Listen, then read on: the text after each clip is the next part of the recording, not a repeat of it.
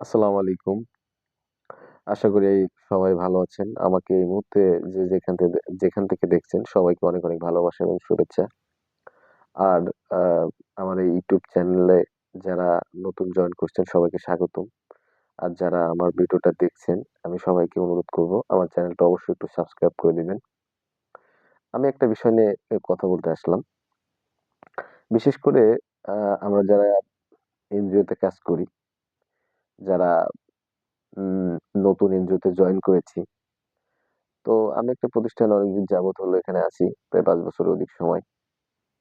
তো আমার কিছু অভিজ্ঞতা আপনাদের সাথে শেয়ার করি। যারা নতুন আছেন তাদের জন্য অবশ্যই আ ভালো হবে আমি বিশেষ করে মনে করি।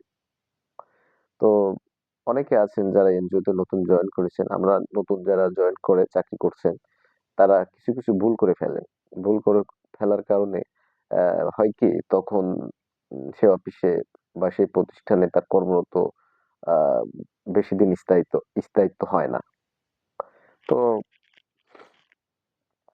প্রথমত আ একজন কর্মীর আ যেটা করণীয় আমি উম বিশেষভাবে যেটা মনে করি, এখানে মানসিকভাবে শক্ত হতে হবে।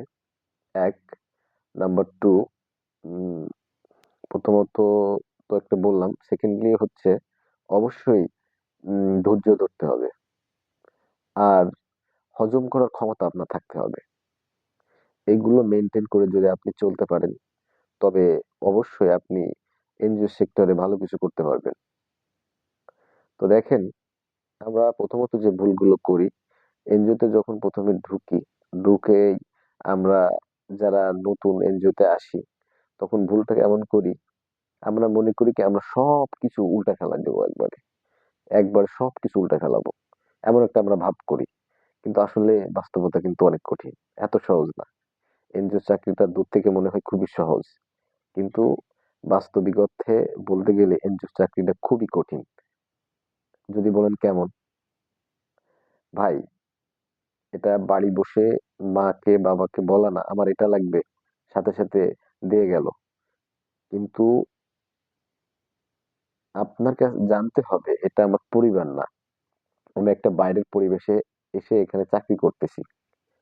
তো আপনার আন্ডারে যখন ২০০, ৩০০, ৪০০ জন সদস্য থাকবে, এই ৪০০ জন সদস্য নিয়েই আপনার কাজ করতে হবে। প্রত্যেকটা সদস্যর আপনার মুভমেন্ট বুঝতে হবে। কোন সদস্যের সাথে আ ভালোবাসা দিয়ে কথা বলতে হবে, কোন সদস্যকে আ একটু উচ্চ মাত্রায় কথা বললে কাজ হবে। এই গতিবিধি যদি আপনি আ আ ধরতে পারেন, তবে আস্তে, আস্তে আপনি ডেভেলপ করার সম্ভাবনা তৈরি হ তৈরি হবে আরকি। তো সুতরাং আমি এটাই বলব আ যে এখানে এনজিওতে যারা নতুন জয়েন করছেন ভাই, আমি আপনাদের উদ্দেশ্যে একটু কথাই বলি। আপনাদের অবশ্যই মানসিকভাবে শক্ত হতে হবে এবং প্রচুর ধৈর্য ধরতে হবে। তো আজকে এই পর্যন্তই। আমি নতুন কোনো ভিডিওতে আপনাদের সাথে বাকি বিষয় নিয়ে বিস্তারিত কথা বলব। আজকে এই পর্যন্তই। আল্লাহ হাফেজ। ভালো থাকবেন। আর অবশ্যই আমার চ্যানেলটা সাবস্ক্রাইব করে দিবেন যদি ভালো লাগে। Thank you.